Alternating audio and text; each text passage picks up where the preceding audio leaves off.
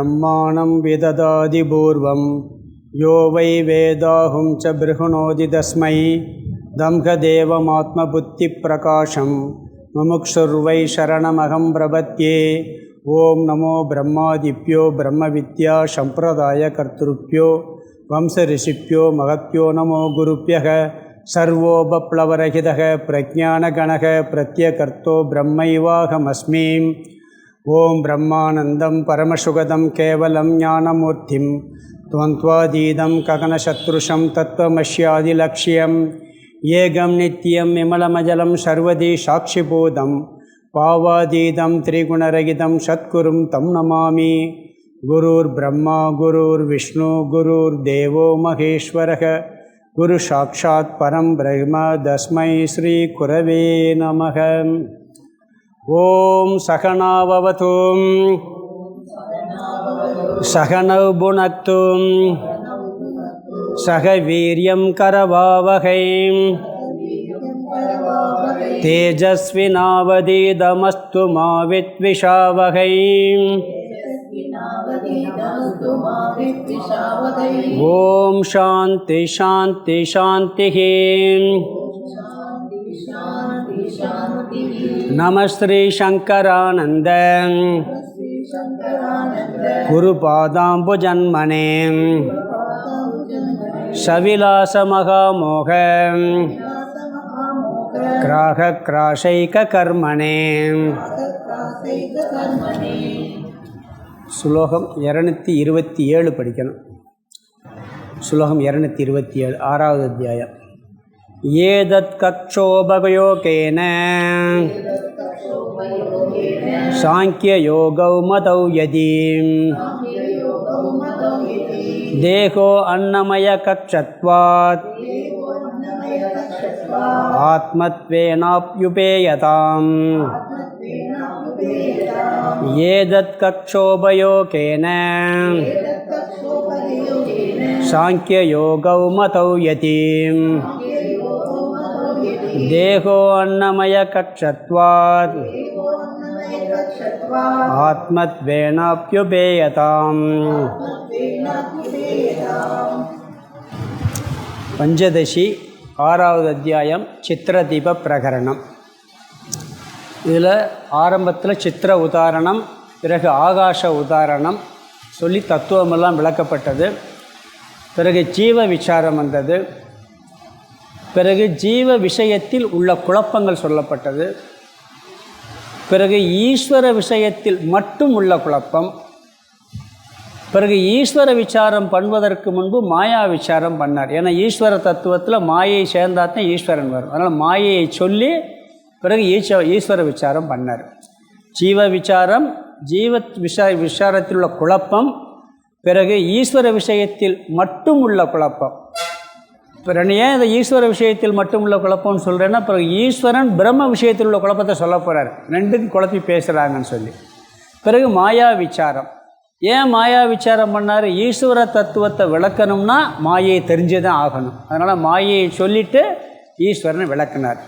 விளக்கிட்டு ஈஸ்வரனுக்கும் பிரம்மனுக்கும் உள்ள குழப்பம். சில பேர் பிரம்மனை ஈஸ்வரங்கிறாங்க, ஈஸ்வர பிரம்மனுங்கிறாங்க. இதெல்லாம் பார்த்தோம். இப்போ கடைசியாக நான் பார்த்துக்கிட்டு இருக்கிறது 195லிருந்து 236 வரைக்கும் ஈஸ்வர பிரம்ம விசாரம். ஈஸ்வர விசாரம் தனியாக பார்த்துருக்கோம், ஜீவ விசாரம் தனியாக பார்த்துருக்கோம். இப்போ ஈஸ்வரனையும் பிரம்மனையும் சேர்ந்து விசாரம் பண்ணுறார். எது ஈஸ்வரன் எது பிரம்மன் சொல்லி. இதில் இந்த விசாரம் எப்படி பண்ணணுங்கிற கருத்தை முதல்ல சொன்னார். விசாரம் எப்படி பண்ணும்போது 6 விதமான அங்கங்கள் சொல்லி ஒரு டாப்பிக்கை நிச்சயம் பண்ணணும்னா இதெல்லாம் இருக்குன்னு சொல்லி பார்த்தோம். இது எப்படி சொல்கிறீங்கன்னா உபனிஷத்துலேயே அப்படித்தான் இருக்குது அப்படிங்கிற பிரமாணமெல்லாம் சொன்னார். பிறகு கிரண்ய கர்ப்ப தத்துவம், ஈஸ்வரன்றது ஃபஸ்ட்டில் வர்றது கிரண்ய கர்ப்பன்.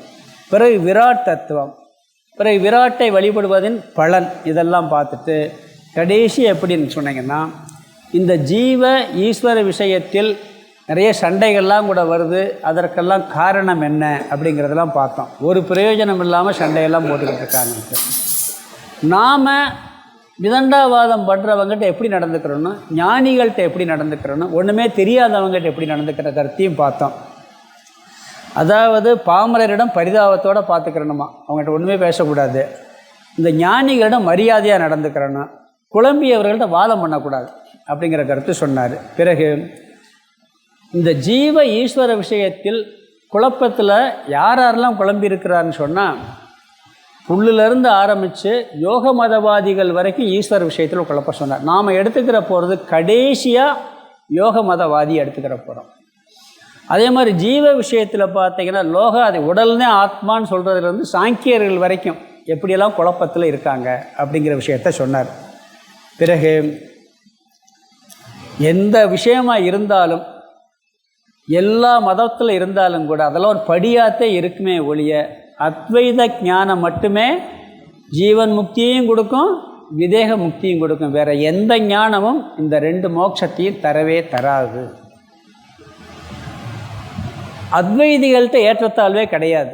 ஆனால் மற்ற மதவாதிகள்கிட்ட சுகதுக்கத்திலிருந்து வழிபாட்டு எல்லா முறைகளிலும் ஏற்றத்தாழ்வு இருக்குது அப்படிங்கிற கருத்தையும் பார்த்தோம்.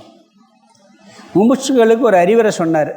நீங்கள் எப்பயுமே இந்த தத்துவத்தை தெரிஞ்சுக்கிட்டு ஞானத்தை அடைஞ்சு மோட்சத்தை அடைய விரும்புகிறவங்களுக்கு சொல்கிற அறிவுரை என்னன்னு சொன்னால், இந்த விதண்டாவாதங்கள்லாம் பண்ணாதீங்க, எது உண்மையோ அதை தெரிஞ்சுக்கிற முயற்சியை மட்டும் பண்ணுங்க அப்படின்னு ஒரு அட்வைஸ் பண்ணார்.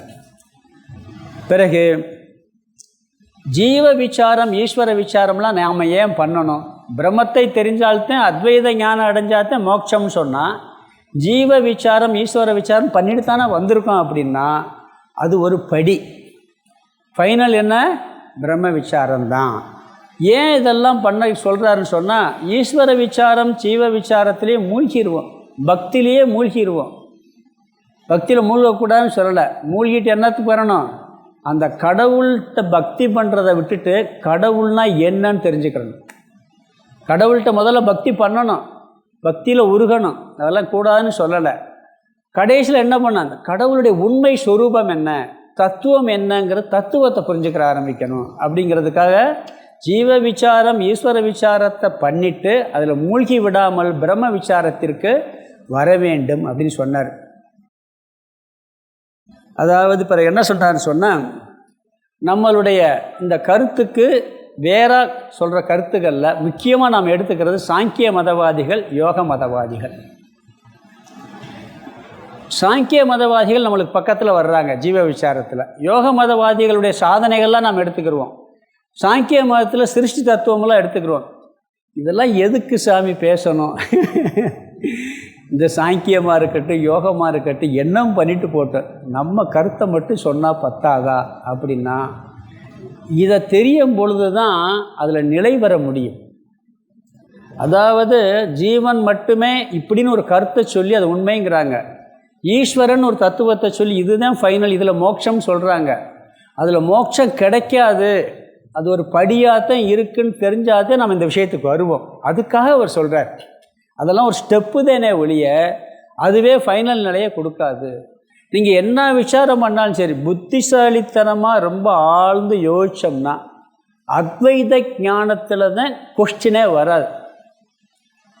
மற்ற எந்த தியரியாக இருக்கட்டும், கடவுள் அவர் பிரம்மா விஷ்ணு சிவன் என்ன சொல்லி வந்தாலும் கூட அதில் மோட்சம் எதுன்னு சொல்லி அவங்க சொல்கிற கருத்தில் ஒரு கொஸ்டின் மார்க் கேட்க முடியும். ஒன்றும் இல்லை, போய் ஏதாவது கைலாசத்தில் போய் சிவனுடைய அடியாரில் போய் அங்கே போய் அடைகிறது மோட்சம் சொன்னால் எவ்வளோ நாளைக்கு அங்கே இருப்பீங்க? ஒரே கொஸ்டின், 1000 கோடி வருஷம். அது பிறகு கொஸ்டின் வருமா இல்லையா? கர்மா தியரிக்கும் பதில் சொல்ல முடியாது. இந்த உலகம் ஏன் படைக்கணும், படைத்ததெல்லாம் நம்ம அழகாக விளக்குவான், எப்படி வந்துச்சு, பிரம்மன்ட்ட மாயை சேர்ந்துச்சு, ஆகாசம் வந்துச்சு, வாயு எல்லாம் அழகாக சொல்லுவான். கடைசியில் இது எதுக்கு அவருக்கு வேலை வெட்டி இல்லையா? அவர் ஏன் படைச்சு மனுஷனை படைச்சு ஜீவனை படித்து இப்படி அவஸ்தைப்படுத்துன்னு கேள்வி கேட்டால் பதில் சொல்ல முடியாது.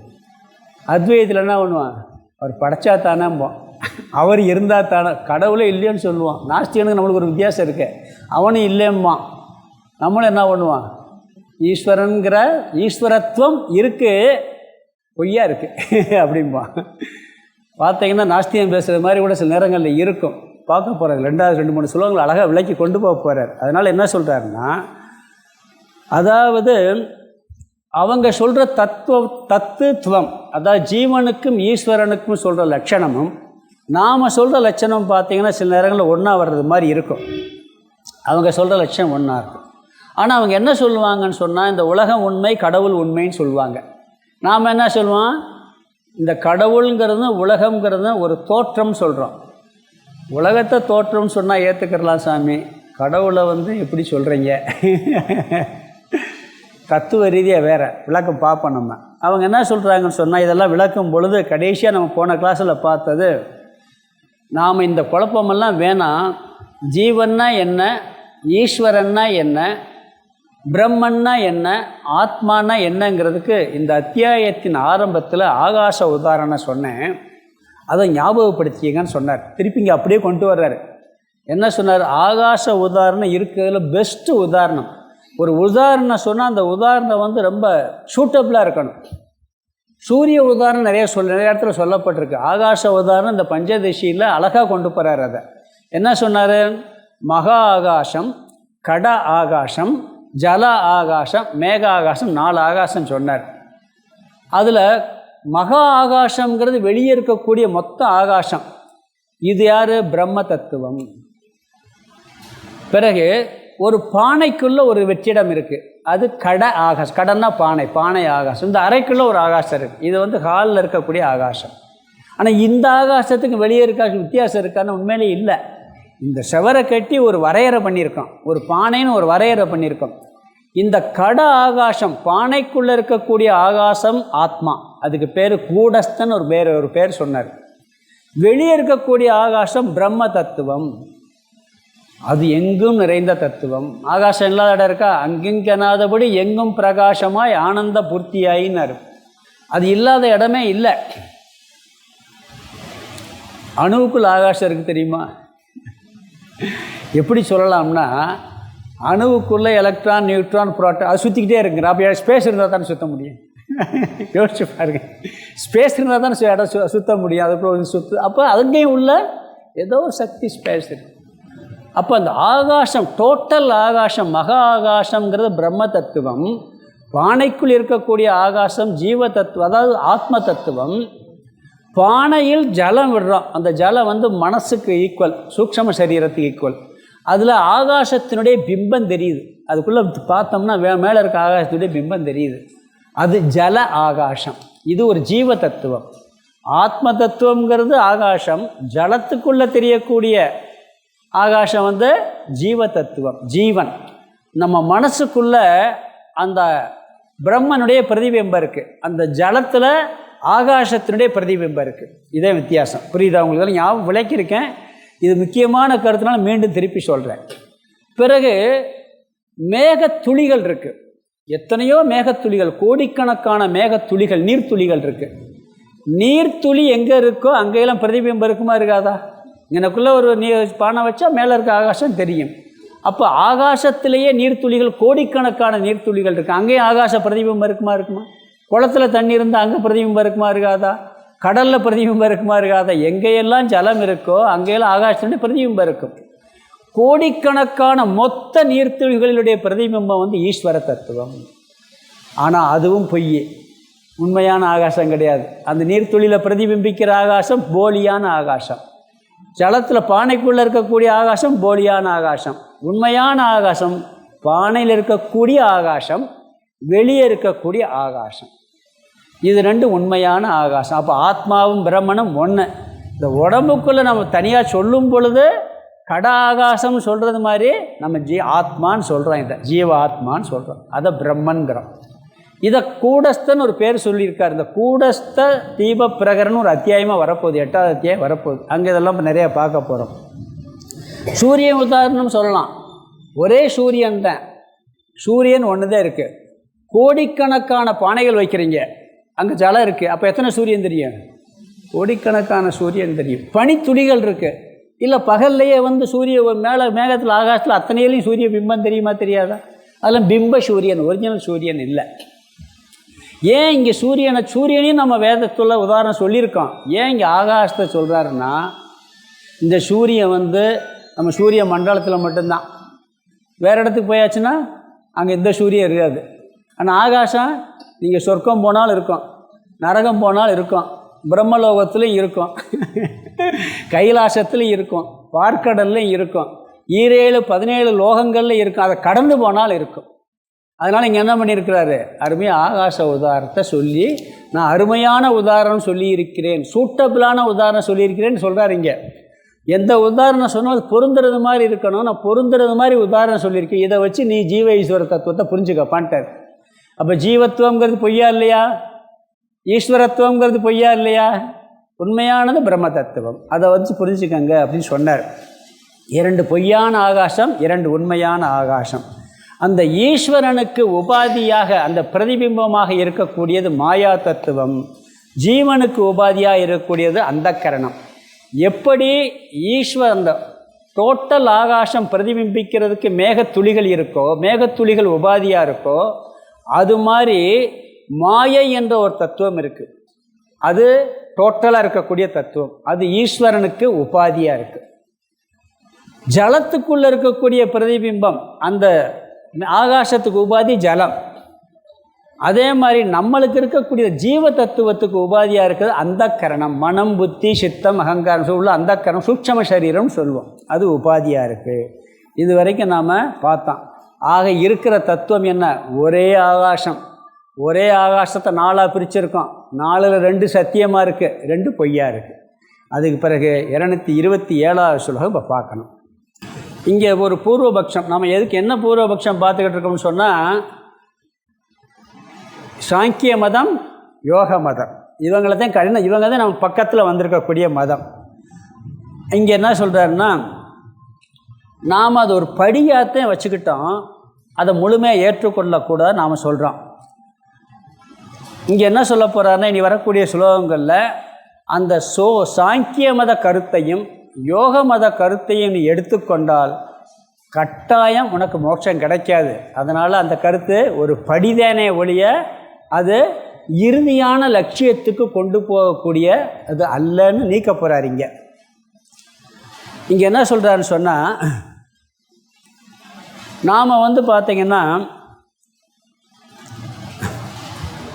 எல்லாத்தையும் படியாக சொல்லுவோம். சாங்கிய மதத்தை கடைசி படி, யோக மதம் கடைசி படி, அன்னமய கோஷத்தை ஒரு படியாக வச்சுக்கிடுவோம். சில பேர் அன்னமய கோஷம் உடல் தான் ஆத்மா, சார்வாக மதம். முதல்ல என்ன பண்ணுவோம், சரிப்பா உடல் ஆத்மான்னு வச்சுக்கம்மா. ஏற்கனவே பிரம்மாட்ட போய் தேவர்கள் அசுரர்கள் உபதேசம் பண்ண போகும்பொழுது முதல்ல ஒரு உபதேசம் உடம்புதான் ஆத்மான்ட்டாராம். 2 பேர் வந்துட்டாங்களாம். அசுரர்கள் உடம்புதேன்னு சொல்லி இதை போஷிக்க ஆரம்பிச்சிட்டாங்க. தேவர்கள் அது எப்படி இருக்க முடியும், இது சந்தேகம் மறுக்காட்டினா திருப்பி அவர் என்ன பண்ணுவார், பிராணன் தான் ஆத்மாம்பார். இப்படி ஒவ்வொன்றா வருவார். அப்போ முதல்ல அன்னமய கோஷம், இந்த சரீரமே ஆத்மான்னு சொல்கிற மதத்தையும் நம்ம என்ன பண்ணுறான், முதல்ல நம்ம குழந்தை பிறந்தவுடன் என்ன பண்ணுது, இந்த உடம்பு தான் உயிர்னு நினச்சிக்கிட்டு இருக்கோம். உடம்பு இல்லாட்டி ஒன்றும் இல்லை, உள்ளுக்குள்ளே உயிர் தத்துவம் இருக்குங்கிறதே தெரியாது சாதாரண மக்களுக்கு. அதை நம்ம ஒரு படியாக ஏற்றுக்கிறோம், அதுக்கு அடுத்த படிக்கு போகிறோம். அது மாதிரி சாங்கிய மதம் யோக மதம் இது முதல் படியாக இருக்குது, அது கடைசி படியாக இருக்குது. படி தான், மாடி தான் புரியுதுங்களா, படியே மாடி ஆயிடக்கூடாது, ஆகாது. அதனால் என்ன சொல்கிறாருன்னு சொன்னால், இது படிதானே ஒழிய சாதனை தானே ஒழிய சாத்தியம் கிடையாது அப்படிங்கிறார். இந்த சாங்கிய மதவாதிகளும் யோக மதவாதிகளும் நம்ம அத்வைத வேதாந்த மதத்திற்கு மிக மிக அருகில் வந்தவர்கள். இருந்தாலும் கூட அது படிதானே ஒழிய அவர்களை ஏற்றுக்கொள்ள முடியாது. அதை சொல்கிறாருங்க. ஏதத் கக்ஷ உபயோகேன, முதல் விரல முதல் பகுதி, இவைகளை நாம் படியாக பயன்படுத்துவதினால். தத்பதம் தொம்பதம் இருக்கு. தத்துனா அது ஈஸ்வர தத்துவம், தொம்னா ஜீவ தத்துவம். இதெல்லாம் ஆராய்ச்சி பண்ணி நம்ம கடைசியில் என்ன வரும், பிரம்ம தத்துவத்துக்கு வருவோம். இதெல்லாம் ஸ்டெப்பாக கொண்டு போகிறமே ஒழிய போய் லட்சியம் என்ன, பிரம்ம தத்துவம் தான். சென்னைக்கு போகணும், முதல்ல ஆட்டோவில் போய் ரயில்வே ஸ்டேஷன் போகணும், பிறகு ட்ரெயினில் போகணும், பிறகு அங்கேயும் போன பிறகு ட்ரெயினும் ஆட்டோவுமே சென்னை ஆயிராது புரியுதுங்களா. ஃப்ளைட்டில் போனால் ஃப்ளைட்டே ஆகாது, அது சென்னைங்கிறது வேறு. அது மாதிரி படி வேறு, அந்த தத்துவம் வேறு. ஜீவ விசாரம் ஈஸ்வர விசாரத்தில் இதெல்லாம் படியாக இருக்குது அப்படின்னு சொல்கிறார். அவங்க என்ன சொல்கிறாங்க நம்ம பார்த்தோம், அவங்களும் ஜீவனுக்கு ஈஸ்வரனுக்கு ஒரு தத்துவம் சொல்கிறாங்க, சைதன்யம். அதாவது சைதன்ய தத்துவம் அசங்க தத்துவம்லாம் சொல்கிறாங்க. அவங்க சொல்கிற சைதன்ய தத்துவம் வேறு, அசங்கம்ங்கிறது வேறு. அதை நான் ஒரு படியாக வச்சுக்கிறேன். எப்படி அது அவங்க சொல்கிறாங்கங்கிறது பின்னாடி பார்க்க போகிறோம்.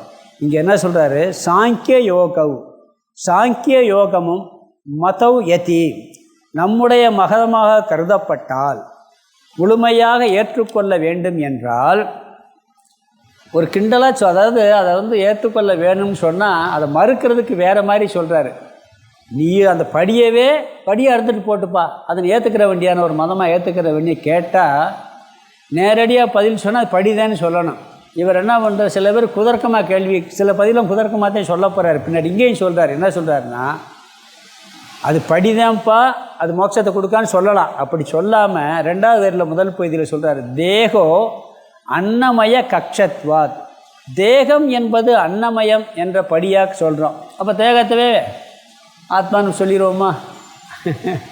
அன்னமயமே லட்சியம் முடிச்சிடலாமா? இதுவும் படிதான் சொல்கிறோம். அப்போ இந்த படியை நம்ம இதவே முடியும்னு வச்சுக்கிறோமே, எதுக்கு அங்கே வரைக்கும் நம்ம போகணும் அப்படின்னு திருப்பி கேள்வி கேட்குறாரு இவர். ஸ்தூல சரீரம் அன்னமயம்தான் அப்படின்னு சொல்கிறான். இதவே என்ன பண்ணுறோம், கீழே இருக்கக்கூடிய ஒரு தத்துவம், உடல் தான் ஆத்மான்னு முடிச்சுட்டு போயிட வேண்டியானே. நீ சொல்கிற வரைக்கும் ஏன் இப்போ இந்த படியே ஒத்துக்கிறோமே, அந்த படியை ஒத்துக்கிறப்போ இந்த படியவே லட்சியமாக ஒத்துக்கிறலாமே அப்படின்னு கேட்குறாரு. எங்கும் வியாபித்திருக்கின்ற சைதன்யம் ஆத்மான்னு சொல்கிறவங்க இந்த தேகத்தை ஒத்துக்கிற மாட்டாங்க. அவங்க ஒத்துக்கிறது இல்லை. ஏன்ப்பா ஒன்றதான் படின்னு சொல்லும்போது அதை லட்சியம்னு சொல்கிற, இதையும் படின்னு சொல்கிறான், அப்போ இதையும் ஏற்றுக்க நீயே அப்படின்னு அவன் என்ன சொல்லுவான், அதெல்லாம் தேகத்தெல்லாம் ஆத்மான்னு ஏற்றுக்கிற முடியாது அப்படின்னு சாங்கியர்கள் சொல்லுவாங்க. அப்போ என்ன சொல்கிறாருன்னா, அதுக்கு ஒரு பதில் சொல்ல வர்றார். ஆத்மத்வேன அப்யுபேதயாம், நீயே இந்த தேகத்தை தேகத்தையே ஆத்மாவாக நீ ஏற்றுக்கொள்ள வேண்டும் அப்படி சொல்கிறார். இவன் என்ன சொல்கிறான், இல்லை நீங்கள் எங்கதை ஏற்ற வரணும்னு சொல்கிறான். அப்போ இவர் என்ன சொல்கிறாரு, சாங்கிய மதமாக இருக்கட்டும், யோக மதமாக இருக்கட்டும், உலகத்தில் எந்த மதமாக அப்படி இருக்கட்டும்ப்பா, நாங்கள் சொல்கிற கருத்து 3 பாயிண்ட் சொல்கிறேன், அதை நீ ஒத்துக்கிட்டேன்னா எல்லாம் ஒன்றுதேன்னு சொல்லி அடுத்த ஸ்லோகத்தில் சொல்கிறார். 3 கருத்தை சொல்கிறார். நீ எங்கே தப்பு பண்ணியிருக்கையோ அந்த தப்பை நீக்கிட்டேன்னா நீ அத்வைதத்துக்குள்ளே வந்துடுவேன், வேதாந்த மதத்துக்கு வந்துடுவேன். இது ஏன் சொல்கிறோம்னா, அத்வைதத்தை தெளிவாக புரியதெல்லாம் தேவை இருக்குது. இல்லாட்டி இவ்வளவு விசாரமெல்லாம் பண்ண வேண்டிய விஷயம் இல்லை. இதெல்லாம் கொஞ்சம் ஹையஸ்ட் சப்ஜெக்டு, ஒரு வேகாமல் இருக்கும், போர் அடிக்கிறது மாதிரி இருக்கும். இருந்தாலும் கேளுங்க, இல்லாட்டி திருப்பி இன்னொரு கேட்டுக்கலாம். ஸ்லோகத்துக்கு அர்த்தம் பார்த்துட்டு அந்த 3 என்னங்கிறது அடுத்த ஸ்லோகத்தில் பார்க்கலாம். ஏதத் கக்ஷ, அதாவது இவைகளை படியாக, நாம் இவைகளை படியாக, உபயோகேன, அதை பிரித்தோம்னா ஏதத் கக்ஷ உபயோகேன, பயன்படுத்துவதினால், இவைகளை நாம் படியாக பயன்படுத்துவதினால், சாங்கிய யோகமும் நம்முடைய கருத்தாக ஏற்றுக்கொண்டால், மதவ் யதி, அதாவது சாங்கிய மதமும் யோகமும் நம்முடைய கருத்தாக ஏற்றுக்கொண்டால், சாங்கிய யோகவ் மதோ யதின்னு இருக்குது. சாங்கியமும் யோகமும் நம்முடைய கருத்தாக ஏற்றுக்கொண்டால் 2வது வரி, தேகோ அன்னமய, தேகமும் அன்னமயம் என்ற கக்ஷத்வாத் படியாக இருப்பதால், ஆத்மத்வேன தேகத்தையே ஆத்மாவாக, அப்யுபேதயாம் உன்னால் ஏற்றுக்கொள்ளப்படட்டுமே, தேகத்தவே நீ ஆத்மான்னு சொல்லிட்டு போக வேண்டியதானே அப்படிங்கிறார். அப்போ அவனால் ஏற்றுக்கிற முடியாது அதை. அப்போ அதனால் என்ன சொல்கிறார், முன்னால் ஏற்றுக்கிற முடியாது, அவன் ஏற்றுக்கிறல, அதை இங்கே சொல்லலை. ஏன்னா அவங்க தேகத்தை ஆத்மான்னு அவங்க சொல்கிறதே இல்லை. நான் படின்னு சொல்கிறேன், நீ படியவே நீங்கள் லட்சியமாக வச்சுக்கோங்கன்னு சொன்னால், நாங்கள் அன்னமயத்தையும் படியாகத்தையும் சொல்கிறோம், நீ அன்னமயத்தவே இந்த உடம்பையே ஆத்மான்னு சொல்லிட்டு போப்பாங்கிறார். அவன் அதை எப்படி முடியாதுங்கிறான். அப்போ நான் சொல்கிற வழிக்கு வா, நான் சொல்கிற 3 கருத்தை நீ ஏற்றுக்கிட்டேன்னா, உன்னுடைய கருத்தில் 3 தவறு இருக்குது, அந்த 3 தவறை நீக்கிட்டேன்னு வச்சுக்க, நீ வேதாந்த மதத்துக்கு வந்துடுவ, அத்வைதத்துக்கு வந்துடுவ. அப்போ அத்வைத கருத்து தெளிவாயிருங்கிறார். அடுத்த ஸ்லோகத்தில் 228 சொல்ல போகிறார், படிக்கலாம். ஆத்மபேதோ ஜகத் சத்யம் ஈசோ அன்ய இதி சேத்ரயம் த்யஜ்யதே தைஸ்ததா சாங்கியம் யோக வேதாந்த சம்மதிஹி. ஆத்மபேதோ ஜகத் சத்யம் ஈசோ அன்யயிதி சேத்ரயம் த்யஜ்யதே தைஸ்ததா சாங்கியம் யோக வேதாந்த சம்மதிஹி.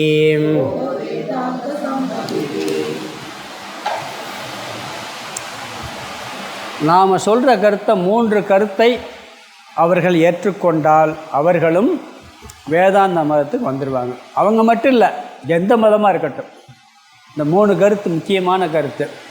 இதை நாம் அவங்க ஏற்றுக்கிட்டாங்கன்னா எல்லாம் அத்வைதம் சரியாயிடும். அது என்னன்னு பார்ப்போம். முதல்ல கடைசி வரியில் கடைசி சொல் சாங்கிய யோக வேதாந்த சம்மதிங்கிறார். சாங்கிய யோக, சாங்கியர்களும் யோகிகளும் எப்பொழுது வேதாந்தத்திற்கு ஒத்துப்போவார்கள்? கடைசி வரி எப்பொழுது ஒத்துப்போவார்னா முன்னாடி சொல்ல போகிறார். ஒன்று ஆத்மபேதக, அதாவது ஜீவர்கள் பல என்ற கருத்து இருக்குது. அவங்ககிட்ட எல்லார்ட்டும் எப்படி இருக்குது? ஜீவர்கள் பல என்ற கருத்து. ஆத்மா பல. நாம் எல்லாம் தனித்தனி ஆத்மா, ஒரே ஆத்மா கிடையாதுன்னு அவங்க சொல்கிறாங்க. உண்மை தானே? எல்லோரும் அப்படி தானே சொல்கிறோம். யார் ஒரே ஆத்மான்னு சொல்கிறா? அத்வைதிகளை தவிர யாருமே ஒரே ஆத்மான்னு நம்ம கூட சொல்கிறோமே ஒழிய மனசுக்குள்ளே போகாது. அப்போ அவன் சொல்கிறதே கரெக்டுன்னு தோணும். நீங்கள் அத்வைதி தப்பாக சொல்லிக்கிட்டு அவனை போய் தப்புன்னு சொல்லாதீங்கன்னு தோணும். உண்மை தானே? நீங்கள் தப்பாக எல்லாத்தையும் ஒன்றுன்னு சொல்லிக்கிட்டு தனித்தனியாக தானே இருக்கும். 1000 குடம் வச்சாலும் 1000 குடத்துலேயும் தனித்தனி ஆகாசமாக இருந்தாலும் கூட ஸ்பேஸ் இருந்தால் தான் குடம்னு பேர், அப்படி கட்டின்னு பேர். அதுக்கு அந்த இடைவெளி இருக்கிறதுனால அது குடம்ங்கிற பேரே வருது. இந்த ஆகாசத்துக்கு வெளியே இருக்காச்சு என்ன வித்தியாசம் இருக்குது? ஒரே ஆகாசம் இந்த குடத்தினால வேறுபடுத்தி காட்டப்படுது. அது மாதிரி இந்த அந்தக்கரணத்தினாலும் ஸ்தூல சரீரத்தினாலும் ஜீவர்கள் பலவாக காட்டப்படுகிறார்களே ஒழிய உண்மையில் இல்லை. ஆனால் அவங்க எல்லாரும் உலகத்தில் அத்வைதிகளை தவிர அனைத்து மதவாதிகளும் சைவ சித்தாந்தம் எல்லாம் இருக்கட்டும், கடவுள் அவர் இருக்கார், நீ கடவுள் வேற நீ வேற, அப்படி தானே சொல்கிறான். ஜீவர்கள் பலங்கிற கருத்து எல்லாத்தையும் இந்த கருத்தை விட்டுட்டு வாங்குறார். ஜீவர்கள் பல கிடையாது, ஒரே ஆத்மா. இந்த பேதத்தை நீ முதல்ல விட்டால் எந்த கருத்துக்கு வந்துடுவ? எங்கள் அத்வைத வேதாந்தத்துக்கு வந்துடுவ ஃபஸ்ட்டு. ரெண்டாவது சொல்கிற கருத்து ஜெகத் சத்தியம், இந்த உலகம் உண்மையானது. கரெக்டு தானே? அவன் சொல்கிறது தான் கரெக்ட். நம்ம சொல்கிறது போய் பார்க்குறோம், சாப்பிட்றோம், உட்காடுறோம், போகிறோம், வர்றோம், அந்த உலகத்தை அனுபவிக்கிறோம். இதை போய் பொய்யின்னா அவன் உண்மைங்கிறான், நீ உண்மைன்னு சொல்லாதேன்னு நம்ம சொல்கிறோம். இப்போ யார் சொல்கிறது உண்மையாக இருக்குது? அவன் சொல்கிறது உண்மையாக இருக்குது. எப்படி உள்டாவாக இருக்குது பாருங்க. இதை யாரும் வரமாட்டாங்க வேதத்துக்கு. இப்படி பொய் சொல்லிக்கிட்டு இருக்கீங்களேன்ட்டு. இப்படி நீங்கள் பொய் சொல்லிவிட்டு அவங்கள பொய் சொல்கிறீங்கன்னு எல்லாரும் சொல்லத்தையும் செய்வாங்க. உலகம் சத்தியம் என்பதை யாரும் விட தயாரல்ல. உலகம் பொய்ன்னு சொன்னால் யாரும் ஒத்துக்கிறவே மாட்டாங்க. அவங்க கருத்து என்னென்னா, சாங்கியர்கள் கருத்து புருஷ தத்துவம்னு ஒன்று இருக்குது, ஆத்ம தத்துவம், பிரகிருதின்னு ஒரு தத்துவம், ரெண்டும் உண்மை அவங்களுக்கு. நாம் என்ன புருஷ தத்துவத்தை உண்மைன்னு ஒத்துக்கிறோம், இந்த பிரகிருதி தத்துவம் உண்மைன்னு ஒத்துக்கிற மாட்டாங்க. நாம் என்ன பண்ணுறான்? உண்மைங்கிற அதை விட்டுட்டு வா, நீ வந்தால் எங்கே வந்துடுற? இந்த அத்வைதத்துக்கு வந்துடுவ அப்படி நம்ம சொல்கிறோம். அவங்க என்ன சொல்கிறாங்கன்னா, அதுவும் சத்தியம் இதுவும் சத்தியங்கிறாங்க. கிடையாது. அது மட்டும் இல்லை, ஜெகத் வேறு ஜீவன் வேறு. நம்ம அதை அப்படியெல்லாம் சொல்கிறதில்ல. ஜெகத்துங்கிறது இல்லை, அது உண்மையா? இல்லவே இல்லை. உண்மை என்ற கருத்தை விட்டு விட்டு ரெண்டாவது ஜெகத் சத்தியம் என்ற கருத்தை நீ விட வேண்டும்.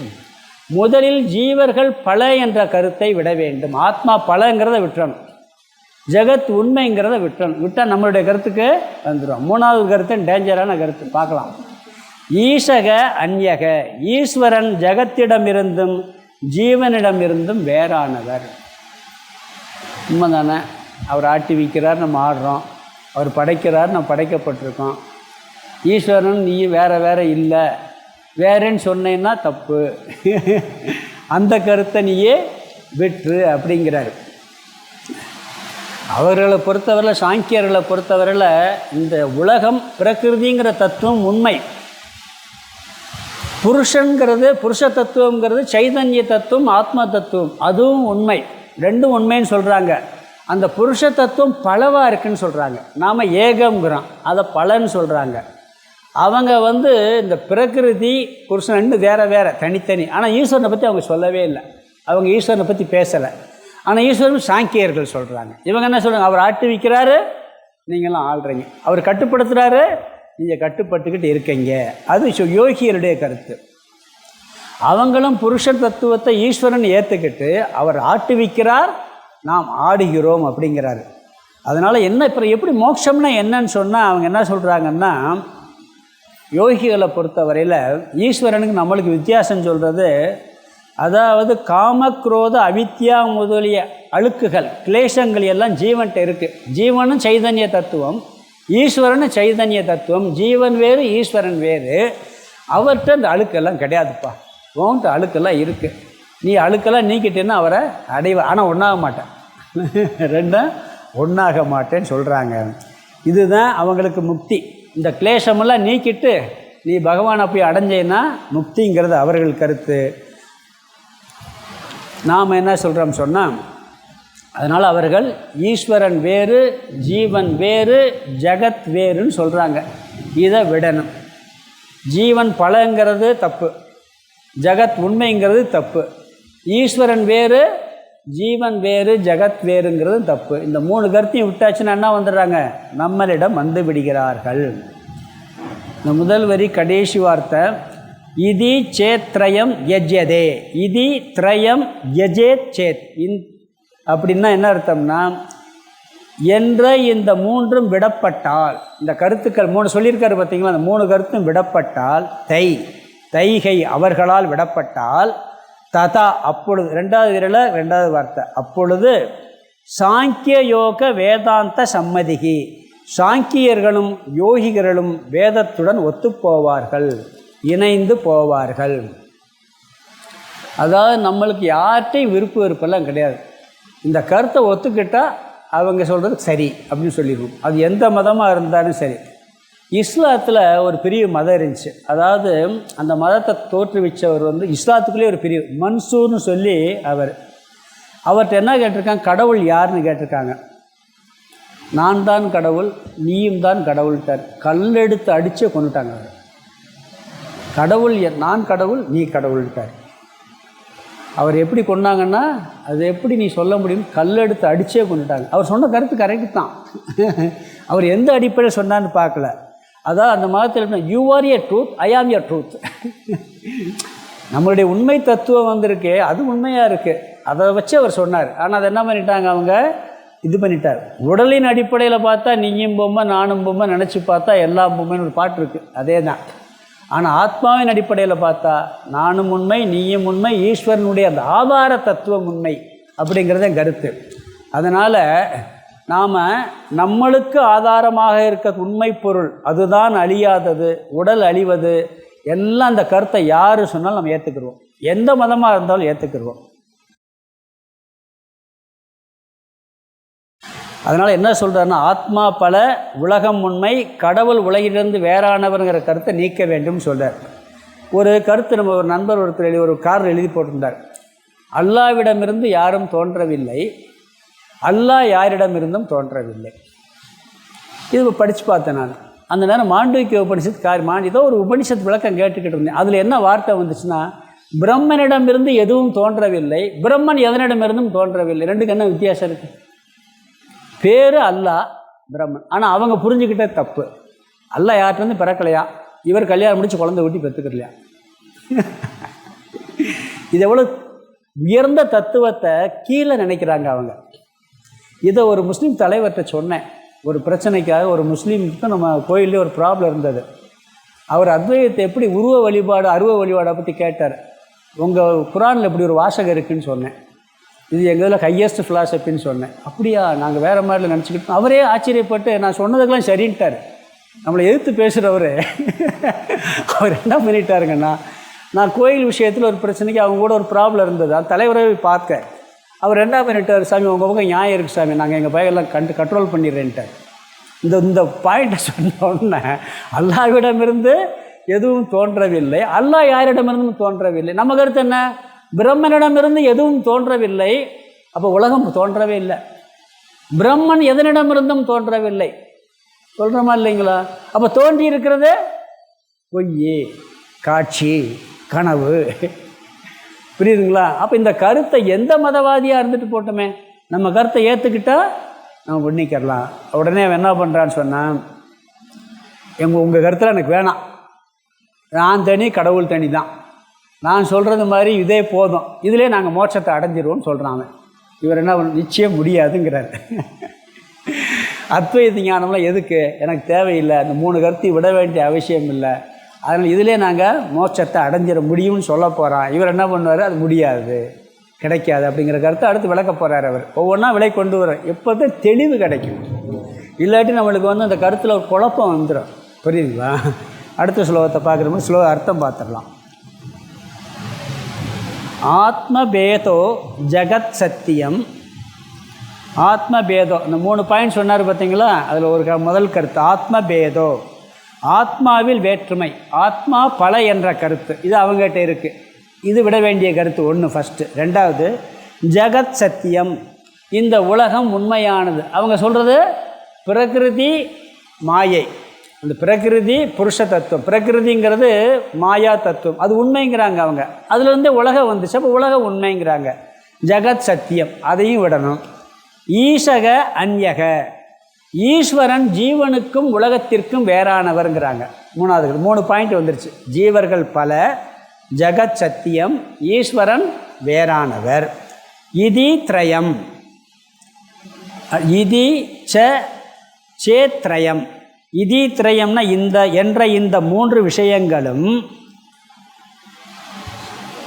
ரெண்டாவது முதல் வார்த்தை தியஜ்யதே சேத்துங்கிறது அங்கே சேர்த்துக்கணும். தியஜ்யதே சேத், விடப்பட்டால், யாரால், தைகை அவர்களால், அந்த சாங்கிய யோக மதவாதிகளால் இந்த 3 கருத்துக்களும் விடப்பட்டால், ததா அப்பொழுது சாங்கியமும் யோகமும் வேதாந்த சம்மதிகை, வேதாந்த மதத்துக்கு ஒத்து போய்விடும். 3மே ஒன்றாயிருங்கிறார். இந்த 3 கருத்தை அவங்க விட்டாச்சுன்னா சாங்கிய மதம் வேறு கிடையாது, யோக மதம் வேறு கிடையாது, வேதாந்த மதம் வேறு கிடையாது, 3 ஒன்று தான்.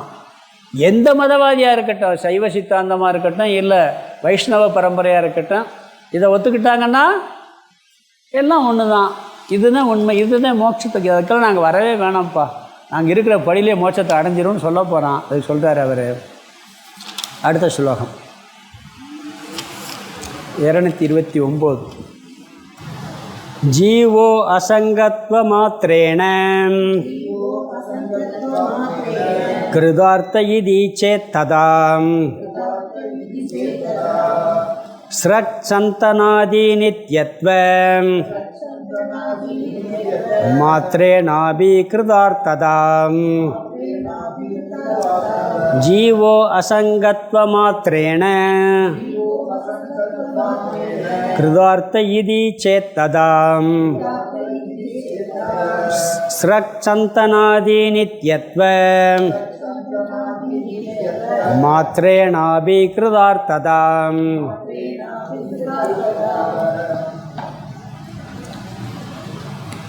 இங்கே பூர்வபக்ஷம் சாங்கியன் சொல்கிறான். அவன் ஏற்கனவே என்ன சொல்லியிருக்காங்கன்னா, ஜீவன் அசங்கன்னு சொல்லியிருக்கான்.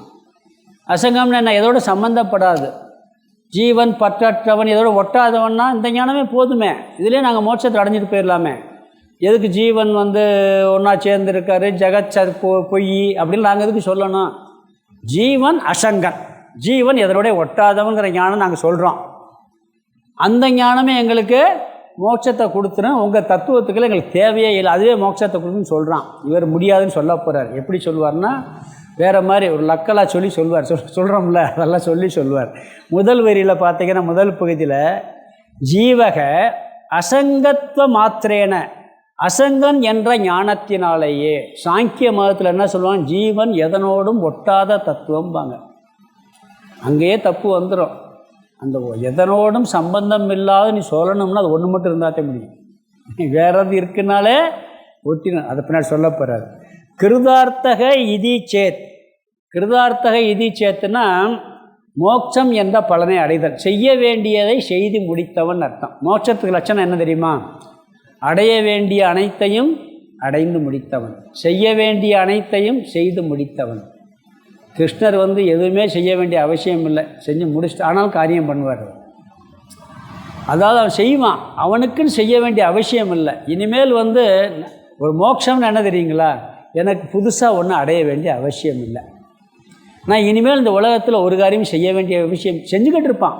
அது வந்து விவகாரத்துக்கு ஏதோ பண்ணுவானே ஒழிய மால் மனசில் இன்னும் அந்த வேலை பாக்கி இருக்குது, இந்த கடமை இருக்குது, அந்த கடமை இருக்கிற புத்தியே இருக்காது அவனுக்கு. அதே மாதிரி புதுசாக ஏதாவது ஒன்று அடைஞ்சாத்தே எனக்கு நிறைவுங்கிற எண்ணம் இருக்காது. இதுதான் மோக்த லட்சணம். இதை வந்து நாங்கள் ஜீவன் அசங்கம்னு ஒரு விஷயம் சொல்கிறோம். ஜீவன் எதனோடும் ஒட்டாத தத்துவம்னு சொல்லி அதுவே போதும். ஜெகத் பொய்ன்னு சொல்ல வேண்டியதில்லை. ஈஸ்வரன் தனியாக அவர் இருந்துட்டு போட்டு அவர் இல்லை, அவர் வேறானவரில் ஒன்றுன்னு சொல்ல வேண்டிய அவசியம் இல்லை. இது ஒன்றுலேயே எங்களுக்கு மோட்சம் கிடைத்து விடும் அப்படிங்கிறான். நாம் வந்து செய்ய வேண்டியதை செய்து முடிச்சிட்டோம்னா சொல்கிறோம், இன்னும் எத்தனை பாக்கி இருக்குது நம்மளுக்கு வேலையில். சாமிகிட்ட ஒரு ஆட்டோக்காரர் வந்தார், ஒரு வேலை செய்கிறாரு. அவர் பையன் வந்து கொஞ்சம் ஆட்டோ ஏதோ கூலி வேலை செய்கிறோம், சென்னையில் ஒருத்தர் பார்க்க வந்தார். என்ன சரி ஏதோ வேலை செஞ்சு பழச்சி, சரி என்ன பண்ணுறீங்க? என் பிள்ளை 7வது வரைக்கும் படிக்க வச்சுட்டேன் சாமி, என் கடவுள் முடிஞ்சு போச்சு சாமி, அவன் பழப்பையன் பார்த்துக்கிறேன் சாமிங்கிறார். அவருக்கு டியூட்டி 7th வரைக்கும் படிக்க வச்சதோட கடமை முடிஞ்சு வச்சு. நம்மளுக்கு கொள்ளு பேத்திக்கு எல்கேஜி சீட்டு வாங்குறது வரைக்கும் நம்மளுக்கு கடமை இருக்குது. இருக்கா இல்லையா? தப்பு இல்லை, அது கட்டாயம் நம்மளுக்கு அதுதான் கடமை நினைக்கக்கூடாது. இருக்கிற வரைக்கும் விவகாரம் பார்க்கலாம், தப்பு இல்லை. இல்லை இது முடிச்சு பார்ப்போம்ல, பேத்தி கல்யாணத்தை பார்த்துட்டு சாகலாம்னு நினைக்கிறேன், அது வரைக்கும் அந்த கடவுள் உயிரை பிடிச்சி வச்சுருக்கணும்னு சொல்கிறதா இல்லைங்களா? அது பகவான் கையில் இருக்குது, நம்ம கையில் கிடையாது. கிருதார்த்தகங்கிறார், அதாவது செய்ய வேண்டியதை செய்து முடித்தவன் மோட்சம். அது எதில் கிடைக்கிது? ஜீவன் அசங்கம்ங்கிற தத்துவத்திலே கிடச்சிருதுப்பா. நீ சொல்கிற தத்துவத்துக்கு நாங்கே வரணுங்கிறான், ஞானத்தை அடைய முடியுங்கிறான். ஜெகத் மித்யாங்கிற ஞானம் எதுக்கு? ஈஸ்வரன் வேறுபட்டவங்கிற கருத்தும் வேறுபடவில்லைங்கிற கருத்தும் எனக்கு தேவையே இல்லை. நீங்கள் சொல்கிற ஜெகல்லட்சணா அந்த விசாரம் இந்த விசாரம் பண்ண வேண்டிய அவசியம் எனக்கு தேவையே இல்லை. ஜீவன் அசங்கரங்கிறதுல எனக்கு மோட்சம் கிடச்சிருன்னு சொல்கிறான். இவர் சரியான பதிலை சொல்லணும், ஆனால் இவர் என்ன இருக்க சொல்ல மாட்டார். குதர்க்கமாக பதிலை சொல்லி அவன்ட்டு திருப்பி ஒரு பதிலை வாங்கி அதுக்கு அவங்க மறுத்து சொல்லி இப்போ அதிலிருந்து பதிலை சொல்வார். எப்பயுமே சில பேருக்கு நேரடியாக சொன்னால் புரியாது.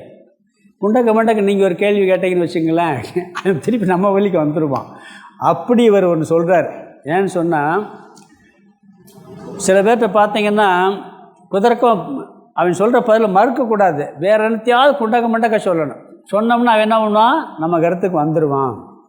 விவகாரத்துலாம் உண்டு. இது விவேகானந்தர்கிட்டையே சொல்லியிருக்கேன். உருவ வழிபாடை பற்றி ஒரு ராஜாவே வந்து மறுத்து கேட்பார். நீங்கள் கடவுள் இருக்கான்னு ஒத்துக்கிறேன், அதெல்லாம் நீங்கள் ஒத்துக்கிறலாம், அதுக்காக கல்லுலையும் மண்ணுலையும் போய் கும்பிட்றதெல்லாம் நான் ஏற்றுக்கிற மாட்டேன்பார். என்ன பண்ணுவார், கல்லுலையும் மண்ணுலையும் கும்பிட்ற ஏற்றுக்கிற மாதிரி ஒரு ராஜா சொல்வார். அவரை கூட்டு மரியாதை, நீங்கள் இவ்வளோ தூரம் பிரச்சாரம் பண்ணுறீங்க, இல்லைப்பா அது ஒரு இதுக்கான்னு சொல்லி விளக்கலாம். இவர் சிம்பிளாக விளக்கிட்டு போயிடுவார். என்ன பண்ணுவார் தெரியுமா, ஒன்றும் பேச மாட்டார். ஃபோட்டோவை எடுக்க சொல்லுவார், ராஜா ஃபோட்டோவை கலத்த சொல்லுவார். சேவகனை கலத்தி கொண்டு வந்து வைப்பான். அவன் இதில் எச்சியை துப்பும்பார். ராஜா படத்தில் வேலைக்காரனை எச்சியை துப்ப சொன்னால் எப்படி இருக்கான், அவன் அடிக்க போயிடுவான். ராஜா மேலே அவனை துப்ப சொன்னேன். ராஜா இருந்தால் உட்காந்துருக்காரு, அது வெறும் கண்ணாடி படம் பெயிண்ட்டு, அதில் தானே துப்ப சொன்னேன் பாரு.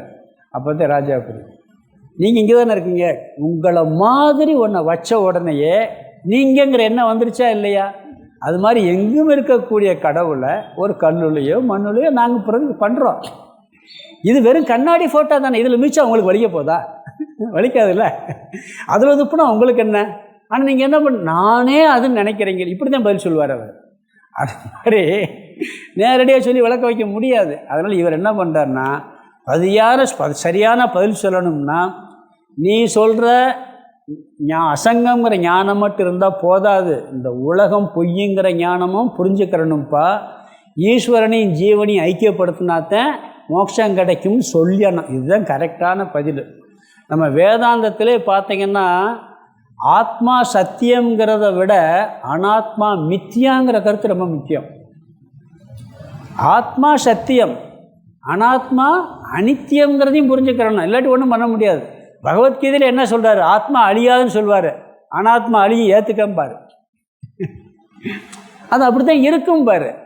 அப்போ இது ரெண்டும் புரிஞ்சாதான் சரியாக பண்ண முடியுமே. எப்படி சொல்லலாம், இவர் என்ன பண்ண அதை விட்டு போட்டு ஒரு தப்பான கருத்தை இவரே சொல்கிறார். யார் சொல்கிறாரு? இவரே என்ன சொல்ல போகிறாருன்னா, நீங்கள் இவர் சொன்ன உடனே அவன் நீங்கள் தப்பாக சொல்கிறீங்கன்றான், நீயும் தப்பாகத்தான் சொல்கிறேன் பார் திருப்பி. இவர் தப்பான கருத்து, நீங்கள் தப்பாக சொல்கிறீங்க, நீ இதை மாதிரி தப்பாகத்தான் சொல்கிற அப்படின்னு திருப்பி இவர் சொல்ல போகிறார். அதுக்கு பிறகு என்ன பண்ணுவார்? கரெக்டான பதில சொல்லுவார். என்ன சொல்வார்னா, வெறும் வாயில் சொல்லலாம் அசங்கங்கிறது பொதுவாக.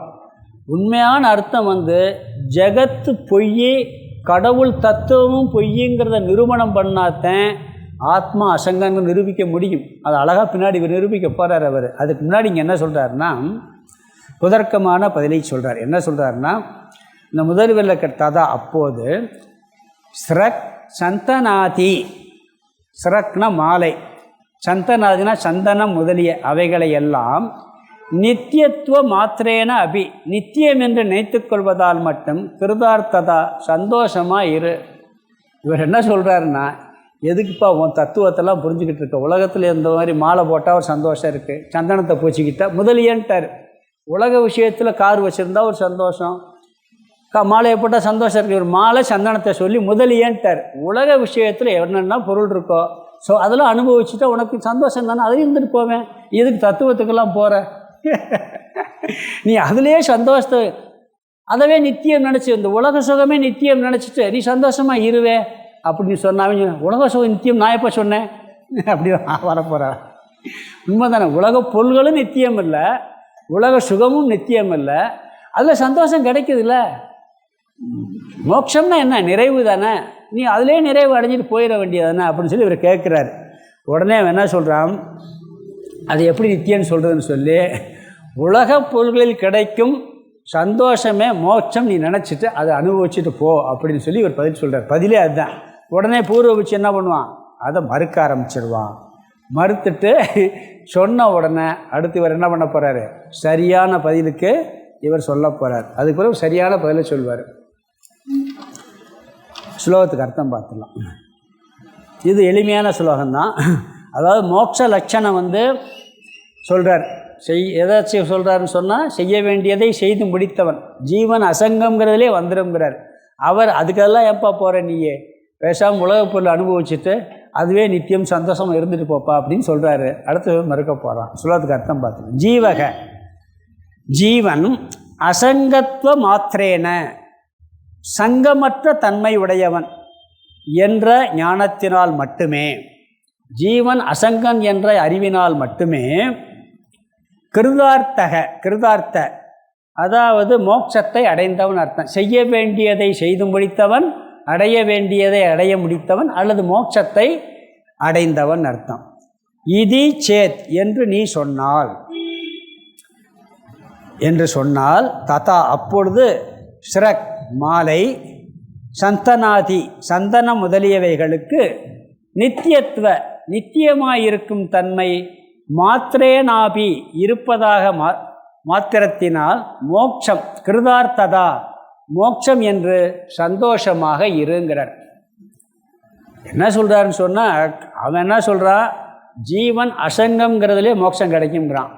அங்கெல்லாம் போகாத, நல்ல கழுத்தில் மாலையை போட்டுக்க, சந்தனத்தை பூச்சிக்க, உலகத்தில் என்னென்ன சுகம் இருக்கோ அனுபவித்து சந்தோஷம் இருந்து, அது நித்தியம் சந்தோஷம் இருந்துட்டு போ அப்படின்னு சொல்கிறார். அது எப்படி இதில் சந்தோஷம் வரும் கேட்கும் பொழுது, நீ சொல்கிறதுலே வராது, இதில் வராதுன்னு சொல்லுவான். அதே மாதிரி நீ சொல்கிறதுலையும் அசங்கத்துவங்கிறது வரவே வராது, நான் சொல்கிறதுக்கு வந்தாத்தேன் வரும்னு சொல்லி அடுத்த சொல்ல போகிறார். அடுத்த சொல்ல படிக்கலாம். 230. யதா ஸ்ரகாதி நித்யத்வம் து சம்பாத்யம் ததாத்மனக அசங்கத்வன சம்பாவ்யம் ஜீவதோர்ஜகதீஷயோஹோ யதா ஸ்ரகாதி நித்யத்வம் து சம்பாத்யம் ததாத்மனக அசங்கத்வன சம்பாவ்யம் ஜீவதோ ஜகதீஷயோஹோ.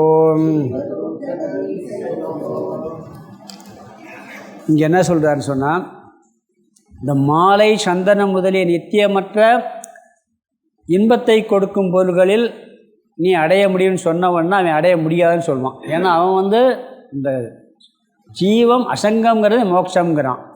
இவர் என்ன சொல்கிறாரு, நீ வெறும் ஜீவன் அசங்கன்கிற ஞானத்தினால மட்டுமே மோட்சத்தை அடைய முடியாது.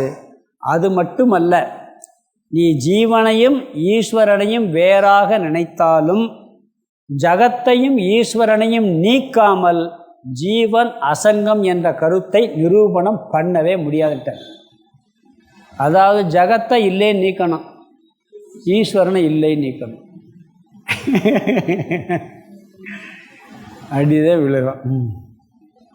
ஏன்னா ஜகத்தை இல்லை அத்வைதத்தில் இதில் மாண்டூக்கிய வைதத்திய பிரகரணம்னு சொல்லி ஜெகத் பொய்யுங்கிறது ஒரு அத்தியாயமே இருக்குது மாண்டூக்கிய உபனிஷத் காரிகையில். இங்கே என்ன அழகான ஒரு அல்டிமேட் கருத்தை சொல்கிறார்.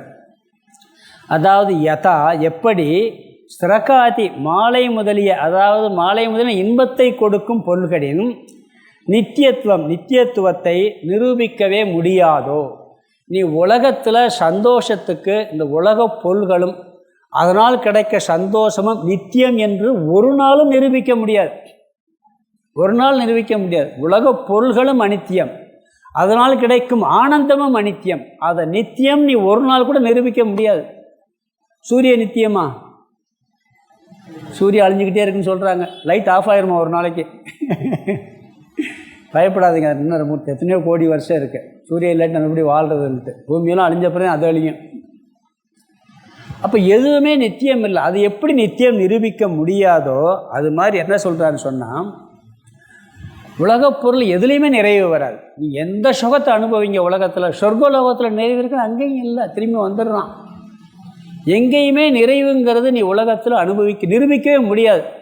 முதல்ல இருக்கிறது மாதிரி இருக்குது, பிறகு குறையுது, பிறகு வேறு சுகத்தை நாடுது. அந்த பொருளும் நித்தியமாக இருக்கா? நித்தியம் இல்லை. இதை நீ ஒரு நாள் நிரூபிக்க முடியாதுங்கிறார். உண்மையா இல்லையா? நல்லா ஆராய்ச்சி பண்ணி பார்த்தா தெரியும். லட்டு சுகமாக இருக்குது சாப்பிட்டா, 5 லட்டு வரைக்கும், 6வது லட்டு சுகமாக இருக்காது. பிறகு நம்மளுக்கு உடம்பு சரியம் இல்லாட்டாலும் சுகமாக இருக்காது. பிறகு அது நிலையாக இருக்கும், மறுநாள் கெட்டு போயிடும். பொருள்களும் நித்தியமில்லை, அதில் அனுபவிக்கக்கூடிய சுகமும் நித்தியமில்லை. இதை எப்படி நீ உன்னால் நிரூபிக்க முடியாதோ அதுபோலவே ஆத்மா ஜீவன் எதனோடும் ஒட்டாதவன் என்ற கருத்தை நீ நிரூபிக்க வேண்டும் என்றால் ஜீவனையும் ஈஸ்வரனையும் நீக்க வேண்டும், ஜகத்தையும் நீக்க வேண்டும். ஏதாவது ஒன்று இருந்துச்சுன்னா என்ன ஆகும்? ஒட்டிக்கிறோம் போய். அதனால் என்ன சொல்கிறாரு? முதல் ததா அதுபோல ஆத்மனக, முதல் வரியில் கடைசி வார்த்தை ததா அதுபோல, ததாத்மனக அதுபோல ஆத்மாவின் அசங்கத்துவத்தை சம்பாவியம் நிலைநாட்டவே முடியாது. எதுவர? 2வது கடைசி வார்த்தை ஜீவதோகோ ஜகதீசயோகோ, ஜகத் ஈசயோகோ, ஜகத்தும் ஈஸ்வரனும் உயிரோடு இருக்கும் வரைன்ட்டார். ஈஸ்வரனையும் சேர்த்து சொல்கிறார். அப்போ ஈஸ்வரனை சாகடிக்கணுமா? வேதாந்தம் எப்படியெல்லாம் போது பாருங்க. அதாவது ரொம்ப கவனமாக புரிஞ்சுக்கிற இந்த விஷயத்தில், ஜீவன் அசங்கன்கிறத நீக்கலை. ஜீவன் அசங்கன்தான். எப்போ அசங்கன்? ஜகத்தையும் ஈஸ்வரத்துவத்தையும் நீக்கினாத்தேன். அது பொய்யும் நீ நீக்கினாத்தேன் முடியுமே ஒழிய நீக்க முடியாது. அதாவது ஜீவன் அசங்கங்கிறது நம்மளுடைய கருத்தும் அதுதான். தெரிஞ்சோ தெரியாமலே சொல்லிட்டான். ஆனால் அவன் இன்னொன்று சத்தியம்னு சொன்னதுனால தான் பிரச்சனையே. அதை நீக்காமல் இதை நீக்கவே முடியாது அப்படிங்கிறது இவருடைய கருத்து. அது எப்படி சொல்கிறான்னு சொன்னால், ஏன் நிலைநாட்ட முடியாதுன்னா, ஒன்றுக்கு மேலே இனியொரு பொருள் இருந்துன்னு சொன்னால் அது அசங்கமாக இருக்கவே முடியாது. நிச்சயம் அசங்கமாக இருக்க முடியாது. அது எப்படியும் அதோட சம்பந்தம் வைத்துவிடும். ஆத்மாவின் உண்மையும் ஜகத்தின் உண்மையும் ஈஸ்வரனும் உண்மைன்னு சொன்னால் 3 ஜாயிண்ட் ஆகிடும். ஏதோ ஒன்று தான் உண்மையாக இருக்க முடியும். அதனால் என்ன சொல்கிறான்னு சொன்னால், ஒன்று இன்னொன்னோட கட்டாயம் சேர்ந்துடும் அப்படிங்கிறார். ஒரு சினிமா பாட்டு கூட இருக்குது, படைத்தானே படைத்தானே மனிதனை ஆண்டவன் படைத்தானேன்னு ஒரு பாட்டு இருக்குது. அதில் வேறு அர்த்தத்தில் படிப்பார். தன்னந்தனியே பிறந்தவன் மனதில் சஞ்சலம் இல்லையடா, இன்னொரு உயிரை தன்னுடன் சேர்த்தால் என்றும் தொல்லையடா. அது வேறு அர்த்தத்தில் படிப்பார். இன்னொன்று சேர்ந்துச்சுனாலே பிரச்சனை தான். சேர்ந்துடும். ஜாயிண்ட் ஆயிரும், இல்லாமல் இருக்காது. ஒரு 2 பொருள் இருந்தால் ஒட்டத்தையும் சேரத்தையும் செய்யும், சேராமல் இருக்காது. அதனால் நீ அதை நீக்காமல் பண்ணவே முடியாது அப்படிங்கிறார். இங்கே என்ன சொல்கிறாருன்னா, நாம் பொதுவாக ஈஸ்வரனை பந்தக்காரன்னு சொல்ல மாட்டான். கடவுளை வழிபட்டுத்தான் நாம் பந்தத்தை நீக்கணும்னு சொல்லுவோம். இங்கே என்ன பண்ணுறாரு, ஈஸ்வரனையே பந்தக்காரன் வேறு ஆங்கில தத்துவ ரீதியில் கவனமாக புரிஞ்சு கொள்ளணும். இல்லாட்டி நாம் என்ன பண்ணுவோம், கடவுளை அவரே இல்லையே பிறகு நான் கும்பிடணும் சொல்லுவோமா இல்லையா? சொன்னால் வருமா இல்லையா? நான் ஒன்று சொல்கிறேன். இந்த பொய்யான உடம்பு இருக்கா இல்லையா? பொய்யான உடம்புக்கு பொய்யான சாப்பாடை சாப்பிட்றோமா இல்லையா? பொய்யான உடம்புக்கு பொய்யான சாப்பாடை சாப்பிட்றோம். பொய்யான காரில் போகிறோம், பொய்யான வீட்டில் உட்காந்துருக்கோம். அப்போ பொய்யான கடவுளை கும்பிட்டு பொய்யான பக்தியை செலுத்தி பொய்யான எல்லா சுகத்தையும் அடையலாம். அப்படி தானே சொல்லலானே. இதை ஒத்துக்குருவோம். இதை பொய்ன்னு அனுபவிக்காமல் இருக்க மாட்டான். கடவுளை பொய்ன்னு அப்போ நான் கும்பிடணுன்றது உடனே எந்த ஆங்கிளில் எந்த உலகமே பொய்ன்னா அது பொய். உலகமே இல்லைன்னா அதை எப்படி யார் படைப்பா? உலகம் படைக்கவே இல்லைன்னு சொல்லிட்டீங்க. உலகம் படைக்கப்படவில்லை அப்படின்னு நிரூபணம் பண்ணியாச்சுன்னா படைத்தவன் யாரை சொல்வீங்க? சொல்ல முடியுமா? படைக்கப்பட்டதே இல்லைன்னா ஒரு ஊரில் எல்லாருமே உண்மையை பேசிக்கிட்டு இருக்கான், பொய்னா அவனுக்கு என்னன்னே தெரியாது. பொய்ங்கிற வார்த்தையே தெரியாது. புரியுதுங்களா? தெரியாதுல்ல. அது மாதிரி ஒன்று மட்டும் இருந்துச்சுன்னு சொன்னால் அங்கே இடையே இல்லை. இது தத்துவ ரீதியாக புரிஞ்சுக்கணும். அதே நேரத்தில் பற்றுக பற்றற்றான் பற்றினை அப்பற்றை பற்றுக பற்று விடற்குன்னு படிச்சிருக்கோம். கடவுளை பற்றணும், மற்ற பற்றெல்லாம் விடுறதுக்கு. அதுக்கப்புறம் என்ன பண்ணணும், அவரையும் விட்டுறணும். அதிலே நம்ம உட்காந்துக்கிட்டு மூழ்கிக்கிட்டு இருக்கக்கூடாது, அழுதுகிட்டே உட்காந்துக்கிட்டு இருக்கக்கூடாது பகவான்கிட்ட. ராமகிருஷ்ணர் பரமஹம்சர் வாழ்க்கையில் பாருங்கள், அவர் மாதிரி பக்தி செலுத்தினவங்க யாராவது இருக்காங்களா? கடைசி வரைக்கும் அவ்வளோ பக்தி. அழுது உருண்டு காளியை பார்க்குறாரு, சிவனை பார்க்குறாரு, விஷ்ணுவை பார்க்குறாரு. எப்போ நிப்பாட்டுறாரு? அத்வைத தத்துவம் முடிஞ்ச பிறகு பூ பறிக்க போகும்பொழுது இந்த பூவும் பகவான் தான் பறிக்க மாட்டார். அதுக்கு பிறகு பக்தியை குறை சொன்னாரா? பக்தியிலே நீ மோட்சத்தை அடைய முடியும்னு சொல்கிறாரு. பக்திக்கு அவ்வளோ முக்கிய குத்தம். அவர் எல்லோரும் வரணும்ல. இதெல்லாம் யாருக்குன்னா தத்துவத்தை புரிஞ்சு மேலே போயிருக்கவங்களுக்கு மட்டும்தான். அதுக்காக கடவுளை கும்பிடக்கூடாது. கடவுளை கும்பிட மாட்டேன்னு சொன்னால் சாப்பிடக்கூடாது. சாப்பாடும் பொய் தானே? கடவுள் பொய்னா அப்போ சாப்பாடும் பொய் தானே? உலகத்தில் அனுபவிக்கிறதும் பொய் தானே? இதை மட்டும் ஒத்துக்கிடுவோம். அதை மட்டும் அத்வைதி சொன்ன உடனே இந்த கருத்தை ஏற்றுக்கு நாஸ்திகவாதம் பேசிடுறது. எந்த அடிப்படையில் எந்த ஆங்கிளில் பேசிக்கன்னு சொல்லணும். பகவானே ஒரு நாமம் ஓருருவம் ஒன்றும் இல்லாருக்குன்னு சொல்லிட்டார். அடுத்து 1000 திருநாமம் பாடினாம் தெல்லேனம் பொட்டோமாங்கிறார். உண்மைதானே? இது தத்துவ ரீதியாக புரிஞ்சுக்கிறணும். ஏன்னா அதுலேயே மூழ்கி பகவான் உண்மைதான். இந்த உலகத்தில் வாழ்ந்தே அவர் பெரிய சக்தி, சர்வசக்திமான், நம்ம அல்பசக்திமான். அவர் படைத்தவர், நாம் படைக்கப்பட்டவன். ஆனால் இதுக்கு மேலே படைக்கப்பட்டதும் பொய்ன்னு சொல்லும்போது படைத்தலும் பொய், படைத்தவனும் பொய். அந்த படைத்தவனுக்கு ஆதாரமாக இருக்க தத்துவமும் படைக்கப்பட்ட பொருளுக்கு ஆதாரமாக இருக்க தத்துவம் மட்டுமே உண்மை. இதெல்லாம் வேதாந்தத்தில் கொஞ்சம் கையாக போகிறது, புரிஞ்சது மாதிரி இருக்கும், புரியாட்டாலும் பரவாயில்ல. அதனால் இதுக்கு அர்த்தத்தையும் ஸ்லோகத்துக்கு அர்த்தத்தையும் அடுத்த இன்னும் கொஞ்சம் அர்த்தம் இருக்குது, அதையும் விளக்கத்தையும் அடுத்த வகுப்பில் பார்க்கலாம். ஓம் பூர்ணமத பூர்ணமிதம் பூர்ணாத் பூர்ணமுதச்யதே பூர்ணஸ்ய பூர்ணமாதாய பூர்ணமேவாவசிஷ்யதே. ஓம் சாந்தி சாந்தி சாந்தி. ஹரிஹி ஓம் ஆதிகுருநாத சுவாமிக்கு ஜெய்.